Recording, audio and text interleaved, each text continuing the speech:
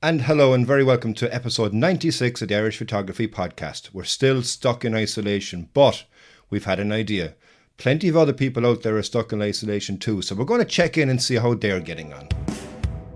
I don't know who you are, but welcome to the Irish Photography Podcast.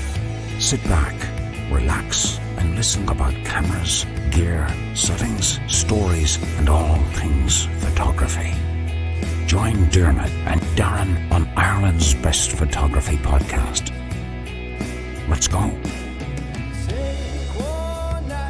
And you're very welcome to the Irish Photography Podcast. And like you said, it's a very special episode this evening because we're still stuck in isolation. But myself and Dermot have had our discussions on what we're dealing with isolation, but we decided to check in with a couple of other people as well. But before we get to them, I kind of have to go to you really, Dermot. What's the crack? How are you getting on? How's isolation been since the last week anyway? What do you mean, kind of?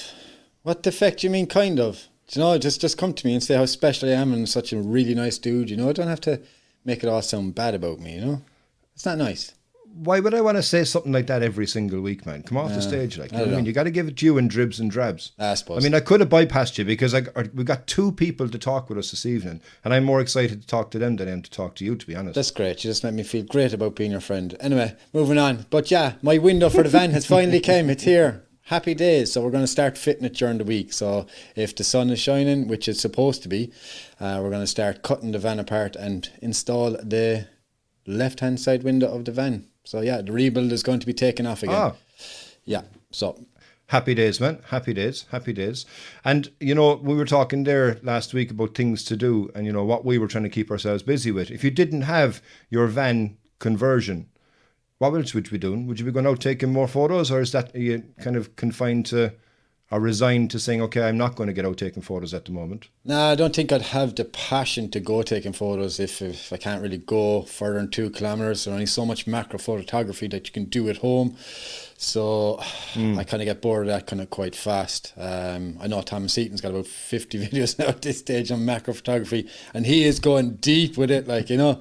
So fair play to him, but I can't, man, I can't.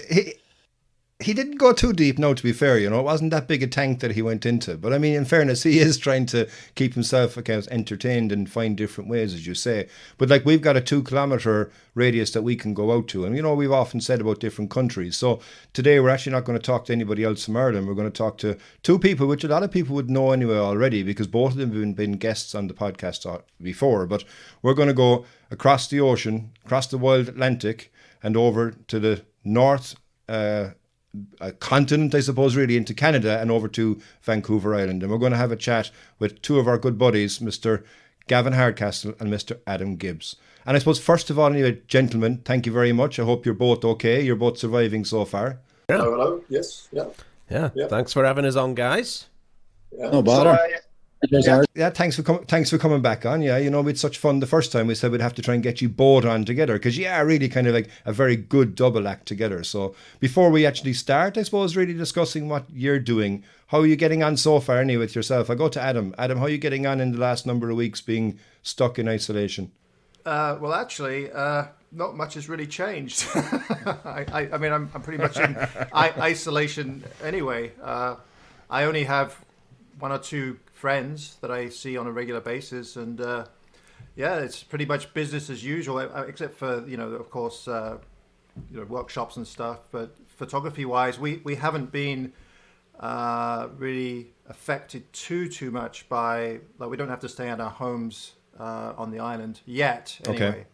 Okay. They don't recommend that you go out, but there isn't that many people here, so if I want to go into the backwoods, it's, you know, I'm less likely to see people there than I am in town here. So it's still pretty good for shooting right now. But they have closed the ferries down. So do you think come to that stage where you have to stay in home, that you'll have kind of a 2 kilometre range? Like, is that coming down the line? It's possible. I think. I mean, I've been spending most of my time at home anyway, just to, you know, because I certainly don't want to put myself or anybody else in kind of danger of getting anything. Yeah, absolutely. So I try to, you know, limit it as much as possible. But as far as photography goes, I mean, I still go out on my own. So cool. I haven't been hanging out with Gavin very much lately, but yeah. And why is that? Why is that? Like, do you not like him anymore or something? Or Well, I think he's dealing with his stalker. I think that's a big issue for Gavin. He's having a lot. I think it's come. He's actually taken it to court now. I think. It's progressed on. Wow. Dealing with that. Yeah. Earlier when you said one or two friends, am I one of those? That's what I was thinking when he said that. Yeah, actually, I think on the island you're my only friend.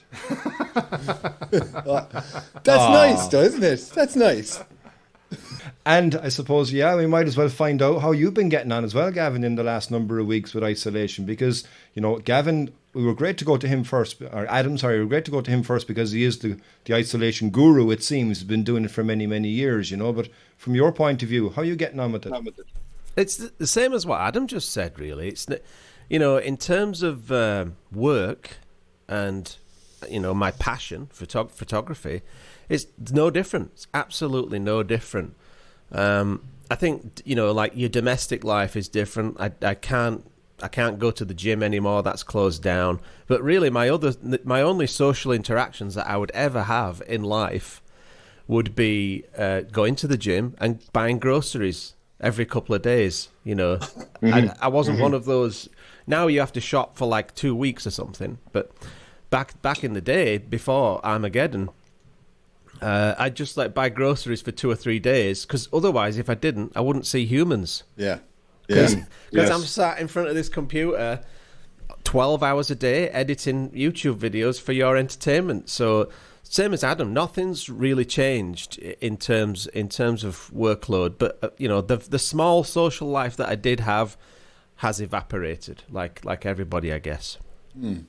And what sort of restrictions have you guys got over there? So you're not on lockdown. You can leave your homes. You can go to where you want to go at the moment, yeah?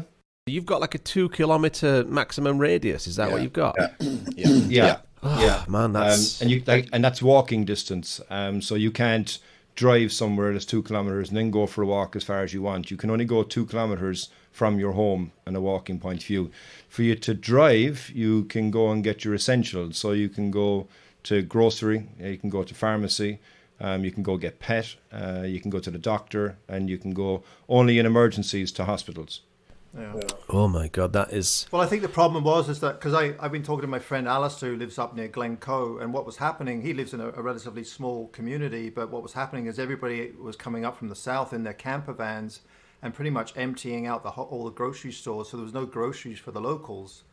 And of course, everybody was congregating in these so-called areas where there wouldn't be anybody except for maybe in the summer. And it's kind of the same here. Some of the provincial parks, they've closed down because everybody was treating it like a holiday. So you'd see hordes of people out and about having a good time out in the parks, and really they're just congregating, which is kind of what they're trying to avoid. So that's why they've closed them down. And I think that's why they've kept you guys in to stay at home, because you just have so many more people in the UK and Ireland, and I mean, that's my guess anyway. Yeah, it's funny you say that about the camper vans now, because there's another vlogger, Nev Cartledge, and he lives from his camper van 365 days a year, I think. I don't know, but he was up in Scotland summer, and these guys in the car park told him that they're going to burn his camper van down unless he moved on and got out of there. People just didn't want him there.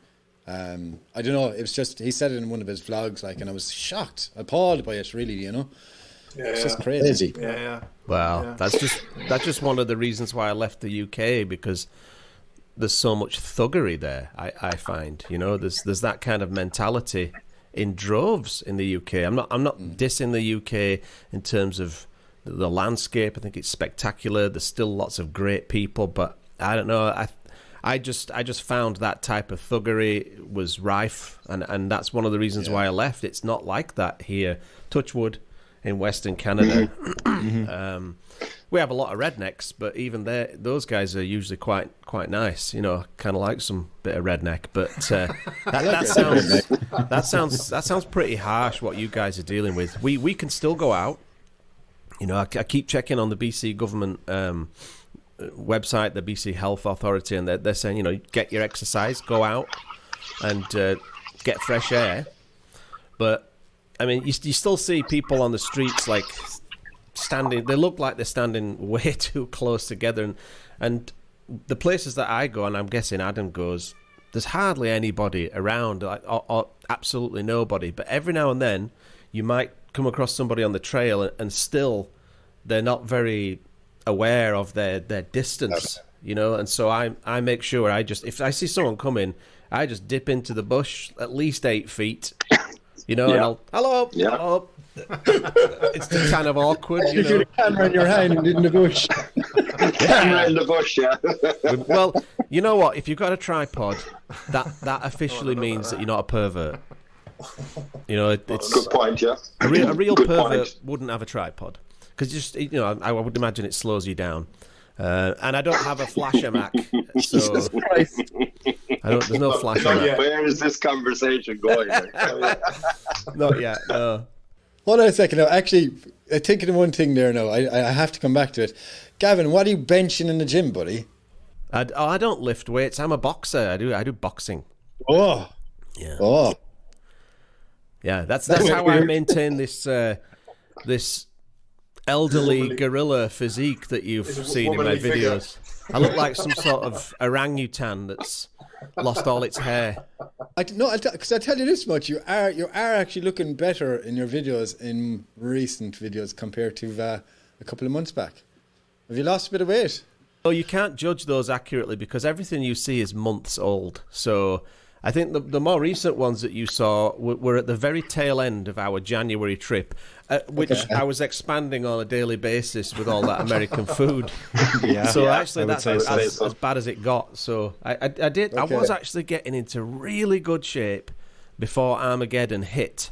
I was hitting the gym a lot, and I was feeling, I can actually breathe through this lung now instead of partial asphyxiation. And now that's all gone to shit. I'm doing day drinking. I'm sat down, sedentary lifestyle. I'm going to have to start from zero pretty soon. Right. What's your drink? What you drink? I'm a wine drinker. Oh, Chateau de Clonmel, which is Bulmers.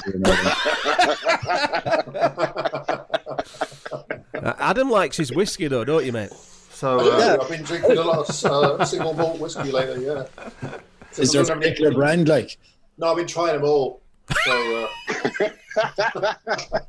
He's educating his palate.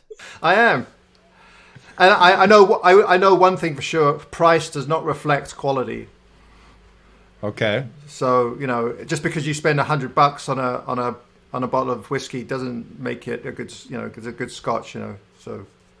Now, I'll tell you this one. Lidl, right, which is a brand, kind of a German brand here in Ireland. There's like Aldi and Lidl. Lidl apparently have this whiskey that is one of the best in the world, and they charge I think it's like €15 for a bottle of it, and apparently it's one of the better ones in the whole world. I don't know if they have that one here or not, but yeah.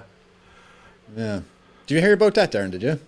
I have, yeah, I have. I wouldn't be a whiskey drinker myself, but I have, and I was going to ask actually, Adam. Adam, speaking of whiskey, have you ever tried Middleton whiskey? It's an Irish whiskey. It's made by the same people that make Jameson, but it's a level above.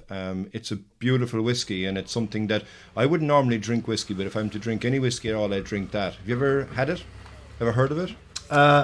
No, but I'll make a note of it, and I'll put it on my list of ones to try. Yeah, it's a really, really nice one. It's a really nice one. Middleton, okay. Middleton, yeah. And Gavin, you mentioned there about your trip in January, because actually since we've had you on the podcast and since we had Adam on the podcast, we also then as well had Tom on the podcast, and he gave us a nice insight into the trip that happened in January. So, and obviously forget about the food now, because we know that the culinary situation in the States is the best in the world, right? What else did you enjoy most about that trip? Well, the scenery. I mean, the US scenery. Question.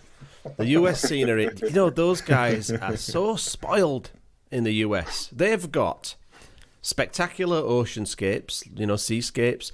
They've got mountains, high alpine spectacularness. They've got sandy deserts.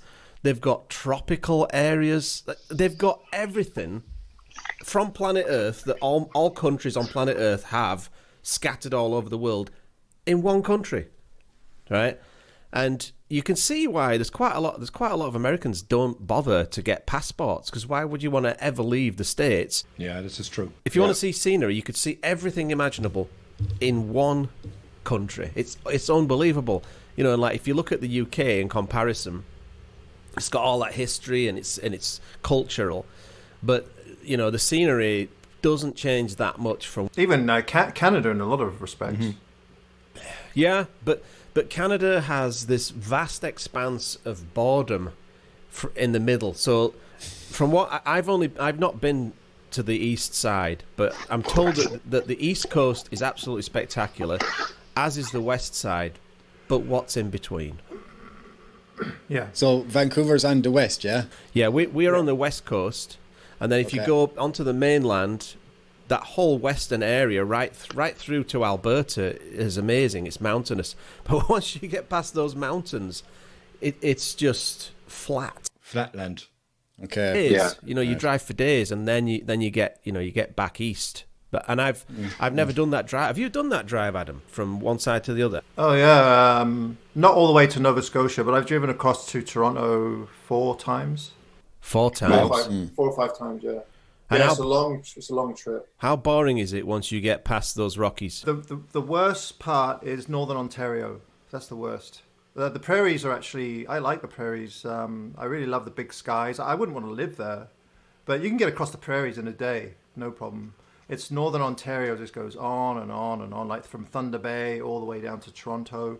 And then I have driven from Toronto to like Montreal and Vermont and those areas, but I've never gone all the way to Nova Scotia. But you need a lot of time to do it. If you just drive it all in one go, it takes 6 days, and it's just 6 horrible days of driving. 6 horrible days of driving. Wow. No. See that? So now compare that to the US. And in the US, you can snake through all of these different states, and you can see all of this different stuff. Man, they're so lucky. So back to the question, what did I like best? Obviously, it was the scenery. You can't be disappointed with that kind of scenery. It is world class. You loved the whole aliens thing, didn't you? Aliens thing. Yeah. On your video. I do like alien landscapes, and they've got so much of that. I haven't even been to New Mexico, but those Bisti Badlands, or Bisti Bad, I don't know how you pronounce it. It's like being on another world. And then there's all the stuff in Utah and Arizona. Have you guys been there? I have. I went through. Well, actually, it's an interesting one for me because I went to Denver, and we were planning to get the train from Denver through the Rockies down to San Francisco. And the train was 8 hours late, and then a further 8 hours delayed. So I left 16 hours later, and the whole time clock was messed up. So I was supposed to go through Utah at sunrise, which would have been unbelievable because the railway line goes right through the centre, but I went through it at night time instead, so I didn't get to see any of the beautiful red rocks and everything else that you could get, but lovely spot from what I looked at in advance of ever getting there. I don't know, but yeah, it's something I'd like to go visit again. Well, hopefully you get that chance. Yeah, that's the thing. I mean, that's why I'm asking, I suppose, what did you enjoy most about the trip? Because like right now, it's difficult to go anywhere. You can't go anywhere far, and from a world travel point of view. And some of the things that we all like most from a landscape point of view is the landscape. And when you've got beautiful landscape that you want to go explore, but you can't go explore, we had a discussion about it a couple of weeks back and saying, okay, what can you do right now? So you can look back and go, yeah, you know what, if I ever got back there again, I would do this and I would do that. Or if I ever was to go to a certain place again, I would go here and go there. So now we have the opportunity to do shitloads of planning. Yeah. We can't really get out and do it, but we can plan it. And as I was saying to Darren that week was use the apps that we all have on our phones right now and see when is the light going to be perfect for that shot that I think I wanted to get. Yeah. Do you know what I mean? Yeah. It's, when this is all over, fingers crossed that it's all over soon. Can you conceive of the excitement and the appreciation that you'll have when you scale a mountain and you get to the top of a mountain that was forbidden not that long ago? Yes. Forbidden. Yes. And now you're just looking at this view. It's just going to be so exciting and so liberating. And I think people will appreciate. Well, it's that cliche. You don't appreciate what you've got till it's gone, do you? Yeah, absolutely. Yeah, it'll be kind of euphoric, And I suppose, Adam, how about you? What did you enjoy most about the trip, traveling down? Because I'm going to get to what you didn't enjoy, obviously, on the other side to this. So let's deal with the nice things. That's a long list. Well, I think I'm pretty much the same as Gavin. I mean, the trip itself, it was a lot of fun. We had a few challenges along the way, but the scenery was definitely great down there. I mean, I have been down to the States lots of times before, but I hadn't been down for quite a number of years. Just because I decided to think to myself, well, there's just so much in Canada that I haven't explored. Whereas the States, as much as I enjoy the landscape down there, a lot of it's been done over and over again. And it's getting a little bit, not tiring, but it'd be just nice to do something a bit different, And Vancouver Island, I mean, as nice as it is here, it is a challenge. Photography here is quite a challenge because it's not as spectacular as some of the areas we went to in the United States. But I'm with Gavin. I just really enjoyed going to these. I mean, Alabama Hills was probably one of my favorite places. It's just fantastic there. Mount Whitney and Mono Lake around that area. Just beautiful. Eastern Sierras. Okay, so it's the mountain areas that you're looking at there when you say the beauty of what you saw, yeah? They filmed a lot of the old westerns in that area. So, the desert with lots of big boulders and mountains in the background. It's just spectacular there, and you could get lost there for days and days and never get bored. It's just beautiful in there. And I suppose the one thing then when you think about.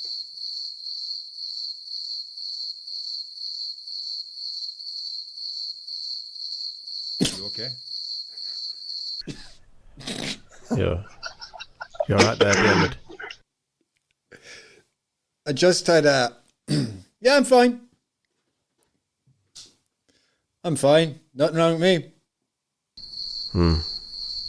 I'm fine. I promise. I pinky promise. Sorry? Huh? Yeah. 3 weeks ago. You okay, guys? Yeah, just had a tickle. How about we do this? How about we let you get some water there and address that non-dangerous cough that you have, and we'll take a quick break and we'll come back and talk to the guys about what they didn't like on their trip that they had. Are you tired of running out of power at that crucial moment? Do you need to charge 2 batteries simultaneously or charge on the go while in your car? The award-winning ProCube 2 from Hainel has got you covered.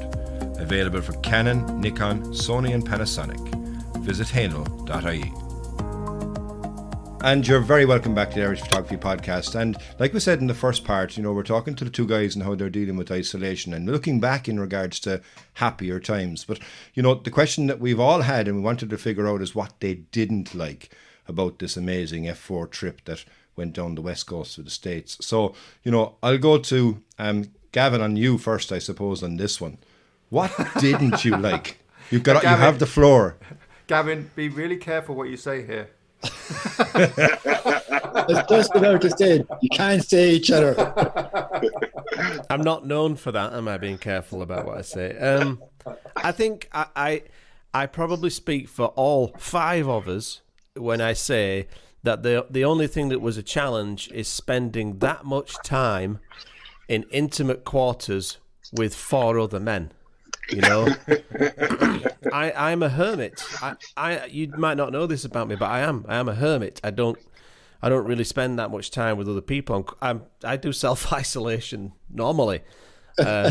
So for me to spend that much time with any humans is difficult. It's quite difficult for me to do that. So that was the challenge for me. It was like, how am I going to deal with human beings 24/7 for 3 weeks? And so that's not saying anything bad about the other guys. That's just my own personal problem. I am a bit of a hermit. So that was my challenge. That's what I struggled with.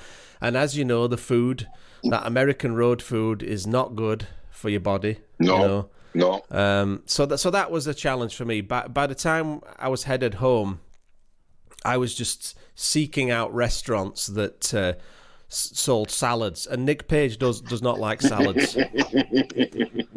So we had to eat at a few pubs and bar and grill type places. And the problem for me is I just, so here's my issue with diet, right? If you see me going through the grocery store, the supermarket, I do not even go down the aisles where they have chocolate and all the things that I want, right? All the things that you shouldn't eat, but I want them. I just don't go near it, because if I go near it, I'll eat it, right? And that's why you buy them. So I don't go near it. The problem is, if I end up in an American bar and grill, it's somewhere that I would never go. I won't go there. I will just avoid it. But Nick likes to go to these bar and grills and these pubs. So now I find myself in the wrong place with the wrong menu, and it's like, okay, I'll have this really fatty 14,000 calorie burger, and forget the chips. I won't have fries. I'll have pork scratchings, pork rinds. Oh yeah. So it was killing me. I could feel myself slowly dying on a daily basis. So that was my biggest challenge. Other than that, it wasn't too bad. What about you, Uncle? Well, I'll be honest with you. I could see these guys struggling a little bit, but I get along with most people. I just let it ride, and I just thought it was brilliant, the whole thing. I mean, by the end, I was getting a bit tired of hanging out with other guys, but that goes without saying with anybody. It wouldn't matter who it was. Yeah. But I thought the trip went really well, considering that we were in close quarters for that long a period. I think we got along extremely well. Yeah. We didn't have too many blow-ups, or everybody kind of knew what the goal was at the end, and we just kind of tried to stay focused on that. And I think that's what held it together, because now it's all coming to fruition, and I think it's going to be brilliant. It definitely seems like you guys enjoyed it in every step that we saw in the videos. And, I think a good mix into it was Greg, and the video that Greg did with Gavin when you were holed up in that small little cavern. I mean, he played an absolute blinder in that episode completely, Well, he's not really playing anything. That's what he's like usually. Yeah. He added a good dynamic. He put you actually, he kind of, how do I put it? Gavin Hardcastle was kind of lost for words at times, I think, by the looks of it. Now, maybe cut it in or cut it out, but yeah, he seemed to have a few quips that were... Hold on a second. Darren, I actually, deep down inside, I think Greg actually looks up to Gavin, I think those... Oh, you reckon? I just think he was... I don't know. Like a father figure. Yeah. Exactly. He did try and mimic him, I suppose, because he did try and grow the hair long on the top, to get the quiff going, very similar to Gavin's, like. And the facial hair on the lip. Well, that mustache now should never have been allowed. Well, the mustache he grew for a character that he was playing. Oh, right. Yeah, so he commits to the bit, does Greg. So we said, Greg, we need you to play this character, and we believe that he should have a pervy mustache. and so Greg said, yeah, all right, I'll do it. My girlfriend will hate it, but I'll do it. Oh. And he did it, and he grew it pretty quick, didn't he, Adam? Yeah, and I had the wig. I brought the wig with me, so he wore the wig. So that was the whole trip. My silver lining was the comedy that Greg provided, which we had no idea about. It was purely spontaneous, the idea of this character that we brought into it, and it got to the point where me and Greg were kind of like the naughty kids of the group, where if we were filming a scene, as soon as he started to talk in that character's voice, I started to lose it, and then we started on this whole giggle fit. And the other guys were, oh God, come on, guys, come on. And I was like, chill out. This is good bloopers. We can just keep going. These are good bloopers. But we were on a bit of a time crunch, so they were getting a bit pissed off with me and Greg being clowns, But I had so much laughter provided by Greg's antics in this character and the way that I interacted with that character, that was my added bonus that I never met Greg before this trip, so I didn't know that we would have this comedic sort of chemistry, and Yeah, I enjoyed that a lot. I loved the way you all looked out for him when he fell down the stairs. So I thought it was like the camaraderie between the whole team, like the way he just helped him up. And no, wait, that was something else I was watching. There's history there, isn't there? Because in January, in the first trip, when poor Nick fell face first into the snow, he got no sympathy whatsoever. He just got laughed. That was Adam. Was it Adam that fell face first into the snow? Actually, we did have a moment there where it was pretty. Nick actually fell over in the middle of the road. He was coming back from the grocery store, and he forgot, he didn't do up his shoelaces, and he tripped over right in front of a truck. And none of us saw it, but he got to the hotel, and he just had blood all over him, Wow. and his knees were all scraped up. And so, what happened to you? He goes, "Oh, I fell in front of a truck." That's his story, Adam. But really, he was in the casino and he got into a brawl. You know, he probably elbowed somebody in the face, and you know what? It was a trucker brawl. That's what it was. The Americans, they're all the same. Yeah.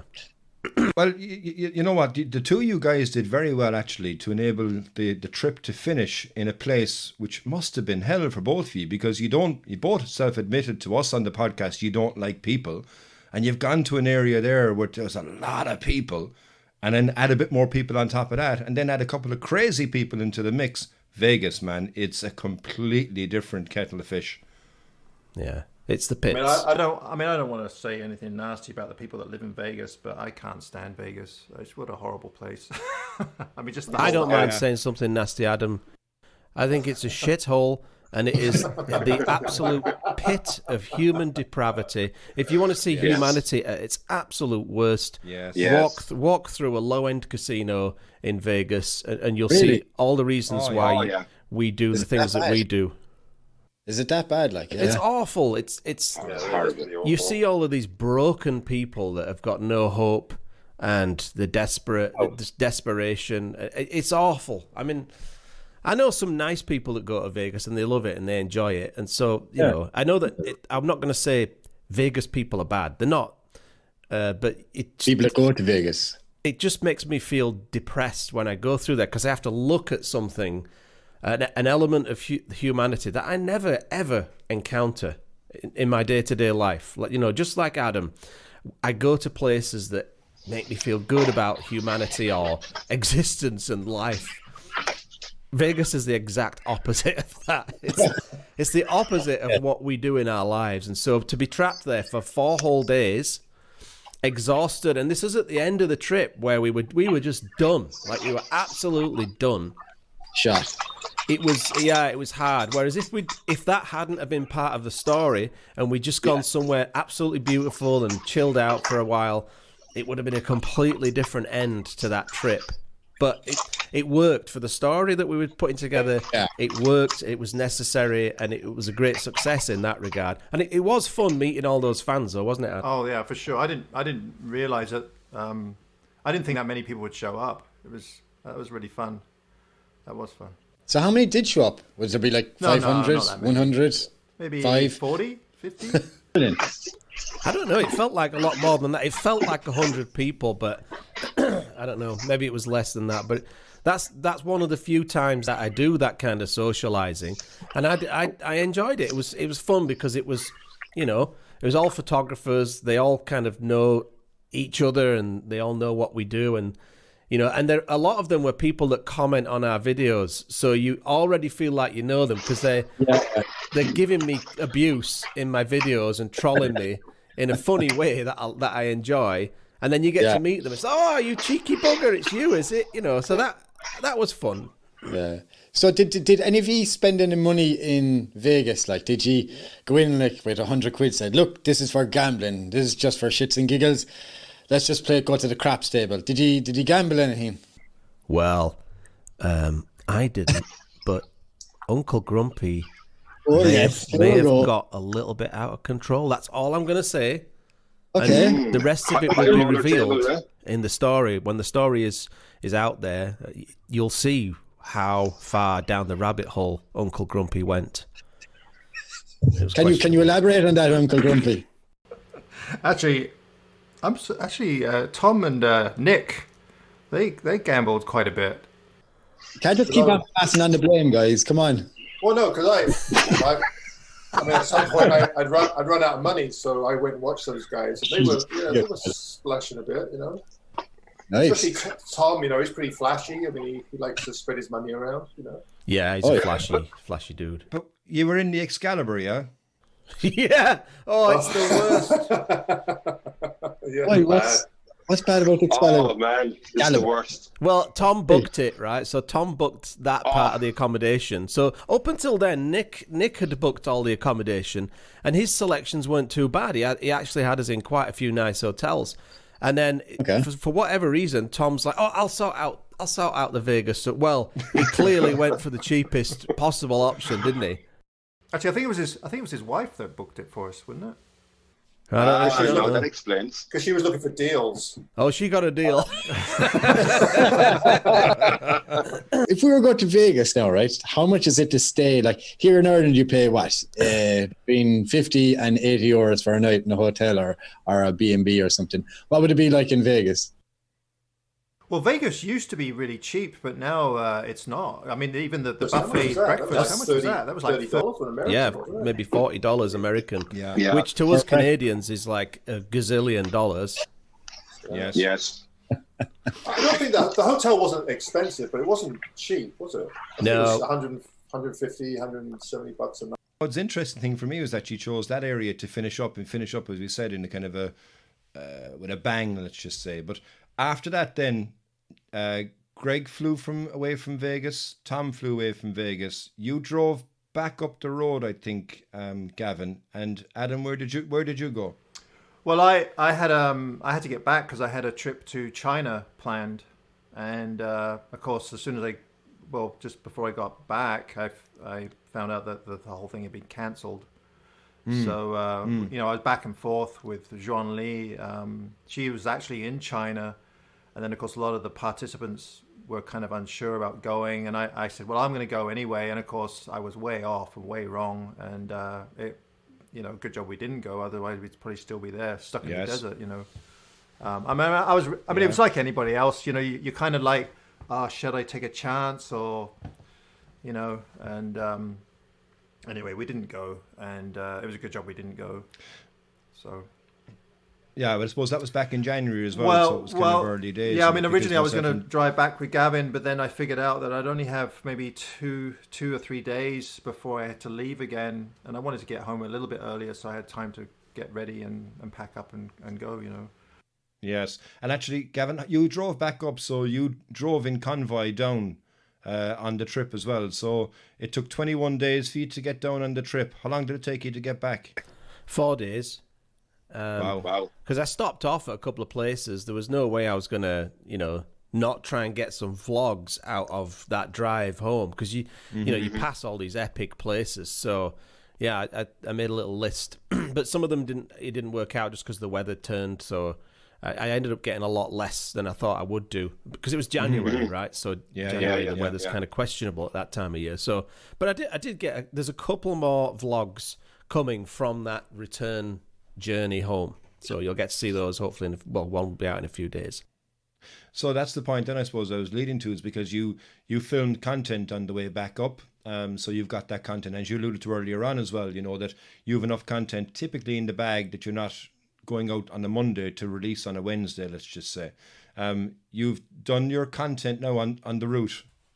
Yeah, usually I'm a month or two behind, you know, so I usually have all of this catching up to do, and the reason why it takes me so long to catch up is because my vlogs are convoluted and they've got all these stupid scenes, you know, and the thing is, good scenes. Some of the scenes that you see could have been filmed 4 months ago, and I drop it in because it just happens to fit, you know. So there's a scene coming up soon with my stalker where she fully reveals how absolutely batshit crazy and dangerous she is. And, you know, up till now, people are kind of like, oh, that's kind of cute. Oh, she's you know, she's not properly dangerous. But on this one, she is certifiable, proper dangerous. And that's when you'll start to see the dark side come in. But that scene was filmed last year in November. and I'm hoping I'm going to be able to drop it into an upcoming episode soon, just to tie off the whole storyline so that it all resolves and moves on to the next phase of the story. So you've got content filmed from that, and obviously I'm really looking forward now to seeing this reveal. Is it as bad as kind of, you know, a bunny rabbit head in a pot kind of thing? Like,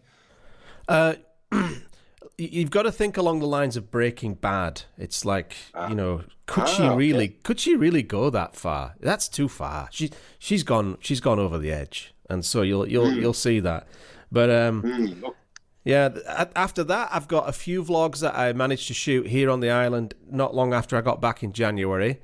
And then once I've gone through that, I'm exhausted. And so I'm hoping that we're still able to, or still allowed to go out into wilderness locations like we are at the moment. But if we're not, then I'll be doing macro videos like Tom. Well, actually, I want to talk about challenges when we get to the last part of the episode this evening, because there's a few I think that you could be quite good at. Maybe you've tried them before and give us the feedback on it as well.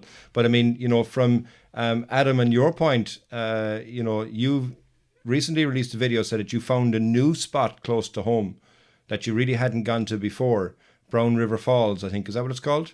Yeah. So, like, are you dried up? I don't want to say dried up in regards to content, because it's not the right way to say, but, you know, have you got a buffer of content now, or are you filming and then waiting to go? No, I don't even have anything for next week. So yeah, I'm kind of trying to get vlogs out each week. It's nice if you have 2 or 3 filmed ahead of time, but I'm finding that these local ones are usually quite short trips. I can't extend the vlogs too much. Yes. I mean, I might, if I can still go out there, I might go out to the West Coast and maybe do some more out there. But what I'm finding is, I mean, the island doesn't have an infinite number of spots, and after a while you start to go to the same spots. And I mean, that's not to say there's lots of other areas here, but they're probably much harder to get to and harder to find. So you have to invest a lot of time just to find these new locations, and that's the problem I'm running into. I want to spend the time, but then I have to try and get this video out. So I'm, You know what we need, Adam? We need a helicopter. We do. No, you're talking. And or a boat.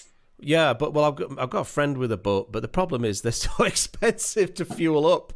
Yeah. So every time I say, let's go, he's like, yeah, where do you want to go? And I'll be like, well, how about Galliano Island? He'll be like, ooh, that's $1,000 in fuel. Do you want to pay for that? I'll be like, no. But we're not full rock star YouTubers yet, guys. We're the sort of lower echelon of YouTubers. We still have to drive ourselves around. You know, we don't have assistants. We film all our own B-roll and all that. You know, we're the low end, right? But one day, wouldn't it be good if we could afford? Okay, let's go up to that mountain. We just get a helicopter and go. Yeah. The problem is we would get epic footage and epic shots, the likes of which we could not get otherwise. But then we just kind of look like fake posers because we're doing stuff that the average person has no chance of doing whatsoever. And I think part of what we do, it's like where we go and where we stand and we get those shots, you can also do that. You too can stand in that exact spot. And I think I don't want to lose that. I mean, I'm not going to say no to a free helicopter ride, but that would have to be like a special treat. That couldn't be the norm, I don't think. Okay, so you're talking about being famous now, right? So out of curiosity, we've had all of you on the podcast, right? Yeah? So who do you think is the most popular out of all of you? Well, Probably Tom. Yeah, Tom's. It's got the biggest audience for sure. Yeah, do you think so? All right, so what I'm going to do here is I'm not going to tell you the exact statistics of how many downloads you've had on our podcast, right? So out of all of you, right? Probably Gavin.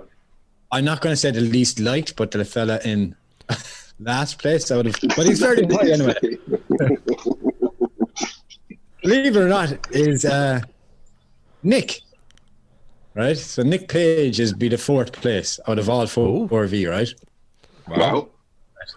Guess who's in third? But that's not really fair because I had shitty audio, you know. So you know. Hang on, Adam, behind you there's a bag on the shelf. It's the bag of excuses. Can you put it away there? We don't need it at the moment. It was my fault. It was definitely my fault. I did try. I tried to listen to that podcast, Adam, and I got I don't know 8 minutes in, and just the sound, I just couldn't carry on. The funny thing is, I think that's either the second or the third podcast where I fucked up the audio.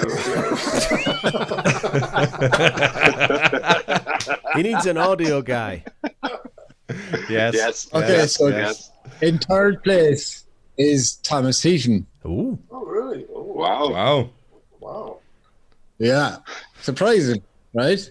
In second place is Adam Gibbs.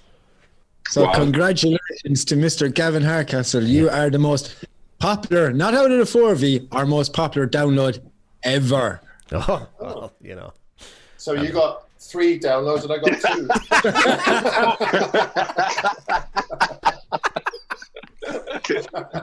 Yeah. Oh, that's good. okay, here's another one for you, right? Here's another one for you. So Gavin nearly got twice as much downloads as any of you. Oh, that's a statistic you can't ignore, Adam. It is a statistic. That's actually a very good achievement now to be doubled, yeah? Yeah, that's... Yeah.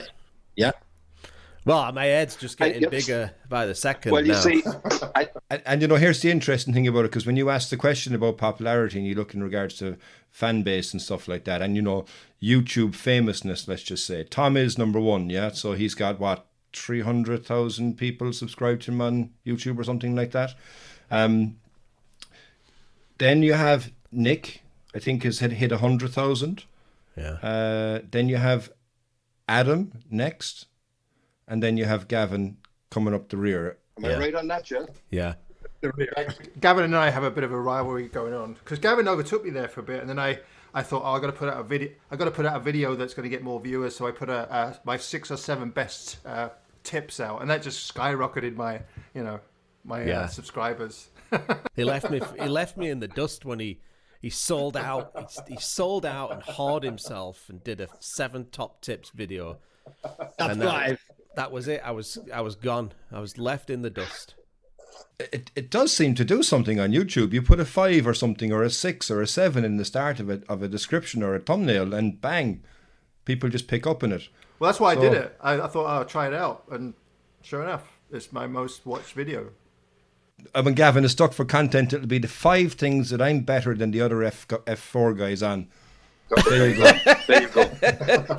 Actually, you know, when I was on my drive home from that trip, I did film a 5 top tips video. I think it might have been a 5 top sunrise photography tips. The only problem was I didn't get a brilliant sunrise. It's good content, and it's actually quite educational and useful. But the shot that I got at the end is kind of like, well, at least the tips were good. You know, it was an okay shot, which is always that's always the challenge when you're doing a vlog. It's like you film all this B-roll before you get the shot, and it's like, oh, that shot was crap. You know, it's so frustrating. Yeah. But the fact that you had bad weather and it kind of really personifies from a landscape point of view, because you'll go all out for the best laid plans. You look at all the apps, you'll get everything laid out, and bang, there's a bank of cloud. You don't get your light, or as you experienced actually, and it's something that I've been doing for years, is always look behind you. So in the last couple of videos there, you were saying, Gavin, you know, that you're so concentrating on this composition, but behind you, it's all kicking off. Yeah. And that can happen as well so quickly too, you know. So, Dermot, from a content point of view, what have you got left now before you run dry? So you're finished on the Donegal now, yeah? Yeah, my Donegal series is finished, but I got Adam, Gavin, Maz, and a few others. Tom couldn't do it. Nick and Greg, they critiqued some of my photographs, and Gavin laid out some audacious claims in it. So I'm sure some people will love to see that and what his opinions are. Adam, you are brilliant, by the way. Thank you very much. You are my favourite, Adam, I have to say. Now. What? Oh. Yeah, Well, definitely. Because he made my head like feel this size, you know, like I did to you a while ago. well, yeah, but I mean, you gave me this photograph that, I mean, you knew it was good. You knew it was good. I mean, what am I going to say? I mean, amazing sunrise or sunset. You know, I mean, what am I going to say? That awful. What image did he send you? He sent me one of a jetty or a dock going out into a lake, and then there was a beautiful sunset or sunrise. 2 Mile Gate. Oh, 2 Mile Gate. Okay, so you had the jetty going in the centre of the image. Yeah. All right, okay. But look, no, that's I a have nice that shot, no, to be fair. Yeah. I have that video coming up on Thursday, but I also did my trailer for my YouTube channel, which is going to come out on Tuesday. But after that, then I have nothing. Although I did start the Adobe Lightroom kind of series for beginners and kind of, you know, people are just looking to pick up 1 or 2 tips here and there. So I'll be doing them every Sunday, you know. Okay, so you're going to do more stuff now based at home and showing people on the back end and processing as well, yeah? Okay, and I mean, if you've done stuff like that before, but one of the things you probably will end up doing is doing reviews of the copious amounts of gear that you have. And you know, it's difficult for me to be able to find items to do a review on, but you've got them just coming out your blood. I mean, that could be something as well for Adam, because Adam is very similar to you, you know. Ye are both like kindred spirits on the amount of gas that ye both have. Yeah. So I have a few things that I actually can do, because I have been gathering footage of the Lytra torches that I have, and I want to do a review on one of my jackets, believe it or not, because I think it's one of the best jackets that a landscape photographer can have. It's absolutely brilliant. So I want to do maybe a review on something like that, and maybe some my hiking boots, which ones are crap, which ones are good. I'm just pulling feckin' vlogs out of my ears here, you know, just trying to create context. So, but I think it's something that we could actually do, because we do use them. They're not photography, they're not cameras, they're not lenses, but they are essentials to us when we're actually out and up. And well, I don't have any flip flops, unfortunately, but you know, the boots will just have to do. Yeah. Well, you can't take yourself seriously as a photographer, Diarmid, unless you wear flip flops. I mean, you know this. Come on. Yeah, I'd have to buy some. Can you recommend any? Maybe you could do a vlog. Perfect flip flop. I've got some used ones here that have, once they get past a certain decay point, they have to be retired. Okay. Because the fragrance is just unbearable. But if I send them to you, I'm sure you got some cleaning products you could apply to them. And I'd really love to see my flip flops on your feet. What size feet have you got, Diarmid? UK 11. Right, bigger feet than me, so this could look quite funny. But what about the postage? Is that not going to cripple you and your business? Yeah, I mean, obviously, it's going to cost you $1,000 shipping, but the product is free, Diarmid. So 1,000 Canadian dollars, actually US dollars shipping, and these are yours. I'll even sign them. Oh, brilliant. And some shit wool that you have. Or what wool? Merino wool you have, not shit wool. Those Cheap wool. Those have already been sold, so I'm out of stock. And actually, you know what? Gavin had so much foresight in regards to this whole corona, you know. People went crazy and just bulked up on shit tickets. I mean, every single where you go, people have to get in so much quantity of them that there's people now of pictures of them returning trolley loads of toilet paper to the stores because they went absolutely batshit crazy in ordering ridiculous amount. Yeah, they shouldn't take it back. They're not taking it back, and they shouldn't take it back. No, they shouldn't. I'm surprised that they tried to bring him back.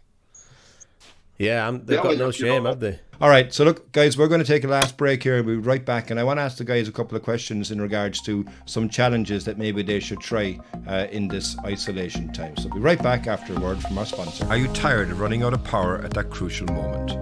Do you need to charge 2 batteries simultaneously or charge on the go while in your car? The award-winning ProCube 2 from Hainel has got you covered.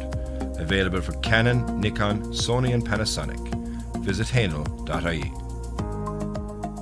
And you're very welcome back to the final part of this evening's episode. And like we've done in the last couple of isolation podcasts, come up with different ideas to challenge ourselves and, find different ways to learn new skills with your camera, because you can't get out, obviously, for the foreseeable future. So a lot of that could be around home. So we've given some different examples of doing macro or using reflections or playing with light or playing with bokeh and stuff like that on the previous podcast. But while we're here this evening, let's ask the two guys. So I suppose, Adam, I'll go to you first on this one. Have you got any ideas or challenges for our listeners to keep themselves occupied, keep learning, I suppose, and keep engaged with the camera during the period of isolation we have at the moment?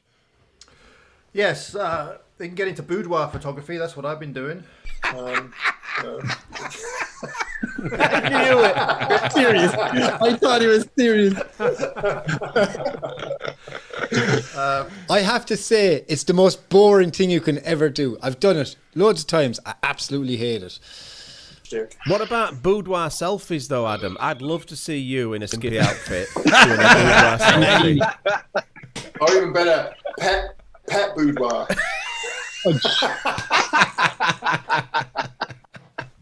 This podcast has gone wrong, man. Wrong at so many levels. Yeah. That's quite the other idea I had was actually, it's not my idea, one that I mentioned earlier was there's a photographer in Canada from the East Coast named Freeman Patterson, and what he used to do with his students was he'd go out with a hula hoop and he'd throw the hula hoop on the ground and they'd have to photograph in that confined area, which is an extreme challenge. Because if you happens to fall somewhere like on some dog shit or something, then you might have problems photographing. But I think the idea is to just really challenge yourself and photograph things that you might not otherwise normally photograph. Because we all usually photograph the things that we love. So think of the things that you really don't like photographing and go for those. Yeah, that's a good thing too, So you can push yourself to do something you haven't done before and find a way to make it look good, yeah? Well, and look at it as an exercise, like kind of look at, say you would go and photograph a rock and just see where the light's falling and just try and study it for what it is rather than as the subject itself, I think Tom Heaton has a brilliant idea of doing the macro photography because that's accessible to everybody. And, if you don't have a close-up lens or a macro lens, you can buy, I think he was using extension tubes. You can buy them really cheap off Amazon, or you can buy diopters like the close-up filters, which are probably even better. You can pick up a set of 3 or 4 for $20-$30, which is not going to break the bank, and just screw them on like a filter and use those. And it's amazing what you could do with macro photography. So I think it's a brilliant idea of macro. Yeah, so how about throw down the hula hoop and then do macro within the hula hoop? Yeah. If you just land on a lawn, then, Try and find some crazy stuff hidden precisely. there, and if you're lucky enough to have a garden, then, of course, there's lots of things you can photograph. I think it's more, the people that live in apartments and that, I think it'd be more of a challenge, especially if you live in the city. That would be a challenge for a landscape photographer. I'd have a lot of trouble with that. Okay. For sure. And Gavin, how about you? What sort of challenge can you come up with for people to try and keep sane in this crazy time? Well, here's a novel idea. Just process your images. All those thousands of images that you spent the last 8 years shooting, process them. And this is directed at some of my own students because they've confessed to me on many an occasion that they'll spend thousands of dollars on travel, thousands of dollars on workshops, all this gear. They'll take pictures that I know are brilliant pictures because I was there when they took them, and they never get round to editing them. These images never see the light of day.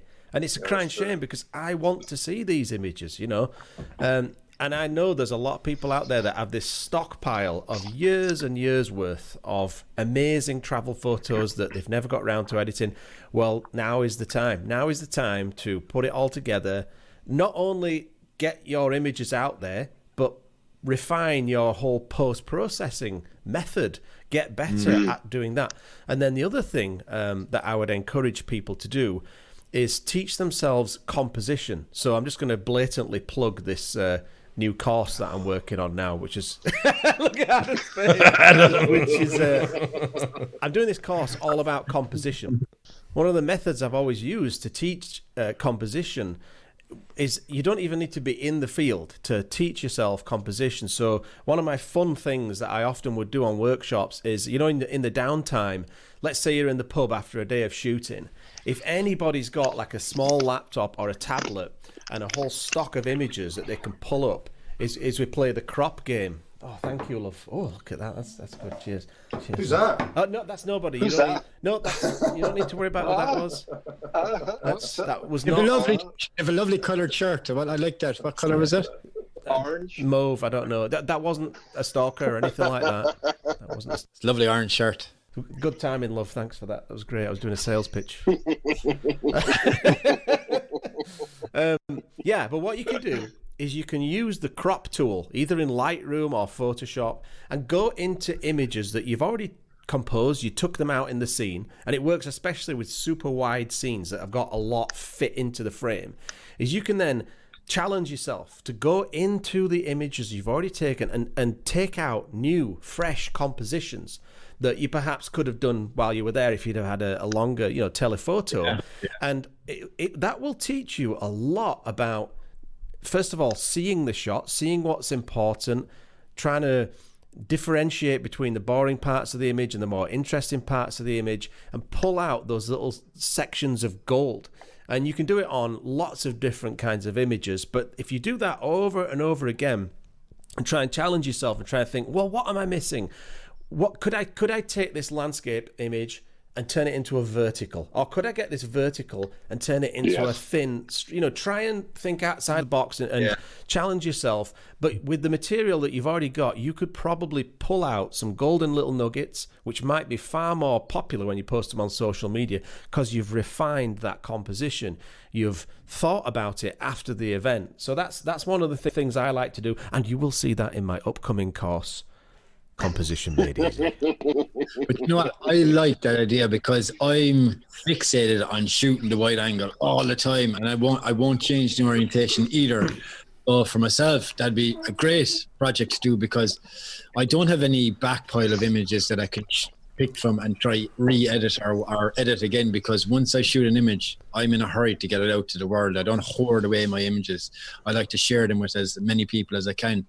So for me to do that, practice that exercise to turn something that's in a landscape orientation into a portrait orientation. So yeah, I might try something like that during the week if I get bored. Yeah. Well, you know what would be good? One thing I found, back in the days when I used to be on Rinstagram, what I would do is, because back in those days I didn't shoot anything 4x5 vertical. Why would you? Why the hell would you ever do that unless you're an Instagrammer, right? So I found myself looking through my back catalogue, and it was all 3x2s or 16x9s or panos, and I was like, oh shit, I need to get some crap onto Rinstagram. What shall I do? So I went through my back catalogue and cropped out all of these 4x5s from images that I thought were sort of like, they were just okay. They were my kind of B catalogue. And once I cut out this little section of a particularly interesting point in the image, and I posted them on Instagram, I found that the response for those simple little simplified cutouts, those images did far better on Instagram from doing that little crop process than they ever did on any other platform when I showed the full-sized image. And so that did help to refine my compositional process. And now I think a little bit more like that in the field. I think a little bit more like, okay, what is really important here? What do I want to make this an image of? And I tighten things up and fill the frame with what's most impressive. Something as well I've thought about is that sorry, Darren, but that's something I've thought about as well, is that when you look back on your old images, as you say, when we're all starting out, we go through different phases of developing an image. So the slider, as far as we're concerned, it goes to 11, and you go, okay, I'm going to go all the way there every single time. But I look back on images, and we've discussed it in the past, that 5 years ago I went, oh yeah, that's a B, that's a banger, absolute beautiful shot. And now I look back and go, oh Jesus, what was I thinking? So now to go back and to re-edit that, not only with the composition point of view, because you might find a completely different image in the scene than what you saw when you took the photograph 5 years ago. But now that what you've learned and how to process an image, it could come out 20 times better than you ever thought it was in the first place. And I think that's something right now as well, that people would have time to be able to go back over those images. Because, Dermot, you know, you say that you want to get a video or get a photograph and you want to release it to the world straight away. But have you ever done a video, have you ever done an image and you look at the image and you go, yeah, that's really, really nice, but you go to sleep and you come back even the next day and you look at the image and you go, Jesus, man, what was I thinking? Look at the way I was thinking, that was great here. I've completely changed the white balance to what it should be, or I've gone too far on this, or I've gone too little on this, or I've missed a dust spot. And I know somebody who has a Sony all the time has to live with dust spots in their life continuously, but you know, you don't see that dust spot and bang, you're after putting that image out in the world instead of actually sitting on it for a period of time. I mean, I think it's Sean Bagshaw. I think he said that he would have images that he would sit on for months and would go back to them and refine them and go back to them and refine them. And eventually would go, okay, yeah, I'm happy with that image, because you constantly get better, even in a short period of time. But if you go back over a number of months or a number of years, you might find some crazy gems that are just sitting there, but you didn't process them right. Yeah, so maybe that's something for Dermot that you could do. Oh, definitely. I throw my stuff out to the world as soon as I get them. I really do. Like, I don't have any patience. I cannot sit in them. It's like a child with chocolate in front of them. They have to eat it, or Gavin, in your case, with chocolate. So, you know, you're going to eat the chocolate, you know? I'm the same with images. The second I get an image, I take a beautiful photograph. I just want to get it out in the world and take it. So, me revisiting some of the images that I took before, and like even with the pano images, where I used to be able to stitch them as well, but now I'm kind of gotten a bit better in it. And even the algorithms for Adobe, they have even gotten better at stitching as well. So yeah, it's maybe definitely something to try, because I haven't dumped those panos that didn't work for me, you know? Yeah, absolutely. Well, look, you know what? This is the time now when we've always said over the years, you know, that if our wife or our partner had said, would you get that done? You'd say, yeah, I'll get it done now when I have time. Well, this is the problem now, because there's a lot of time that people have at the moment. So, you know, you can try and fit some very urgent projects in that you got to do from a photography point of view, really, don't you? Guys, thanks very much for the chat. I think it's been a very, very good chat, actually, to kind of learn more about what you're doing in this very unusual time. And, you know, normally when we've got guests on, we say, what's next? What's the next thing around the corner? So, I mean, it's going to be a different time in the next number of months. Hopefully, we can all still get out and do what we love to do more anyway, yeah? You can anyway. We can't here, but maybe that will change. I really hope it doesn't. Well, right now it's all steam ahead on the project, isn't it? Yeah, we've been trying to push things forward with the F4 project, because this is a perfect opportunity to do it. And so we are, all four of us, plus Greg as well, are committed to trying to get this project out as soon as possible, much sooner than we anticipated. We don't know for sure whether it's going to get out in the next sort of 6 weeks or so, but that's something that we would love to do.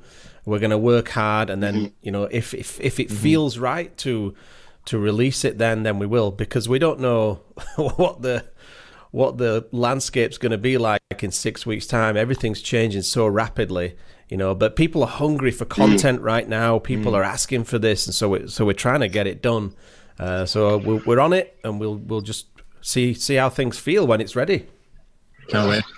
Yeah, it's going to be really exciting, you know. And you say people are hungry for content at the moment. Do you know that Netflix and Amazon and Disney have all had to pare back the quality of what they're streaming now, because the amount of people that are streaming online, that the bandwidths everywhere has been taken up from people watching movies. So you're saying we've got a chance? Yeah, That's what I was thinking. there's a big chance, yeah, you know, a big chance. Standards have been dropped. We're in.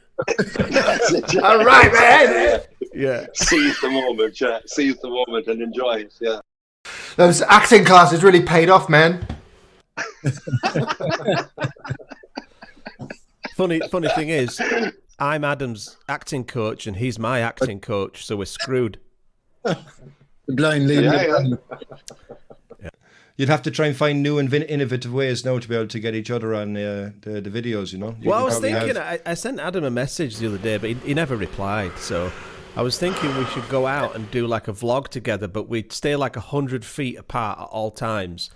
and we like just shout to one another from the other side of a river and try and put together comedy skits from a great distance and see how weird and awkward it is. In fact, our very first silly scene that we ever did was we were about 80 feet apart. So right, we were, weren't we? Yeah. So we cannot put on the video of this at all. Those hand gestures were shockingly Darren, bad. can you do a zoom in on that when he does that, and then just repeat it to some music? I'll give you my theme tune. You just sync it up. I'm so sorry. But you know what? If you do make that video, it's actually going to be no different to normal, because you'll say, "Anything good over there, Adam?" No, nothing good. Yeah. That's not so very good.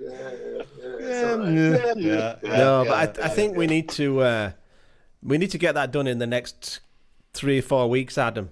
Because if we do end up putting this F4 project out, we're going to want to promote that, and I think it's going to help if the two of us are together doing something ridiculous, and then we can kind of say, by the way. I was trying to get a hold of a gas mask of some sort, I would assume you just had all kinds of kinky ones in your basement. like a Russian one or something. You know? There you go. I thought you'd already have that. You don't already have one? Well, I almost ordered one, but money's a bit short right now. Well, now's a good time to get out that gimp suit. I think you could get that out. We could have some right comedy with that. Gimp Suit. Fashion. Yeah, all polished up and shiny. Oh, brilliant. I would actually pay him money to see Gavin in a gym suit. Jesus. Actually, I think people would pay money not to see that. Yeah, I think so too. Yeah, I think Can you imagine this belly all shiny and glossy? No, nobody wants to see that. That should be banned. That's brilliant. Right, guys, you know what? It's going to go into the depths of depravity here soon enough, I'd say, if we're not careful. I've really enjoyed this evening. Thanks very much, guys, like I say, for coming on.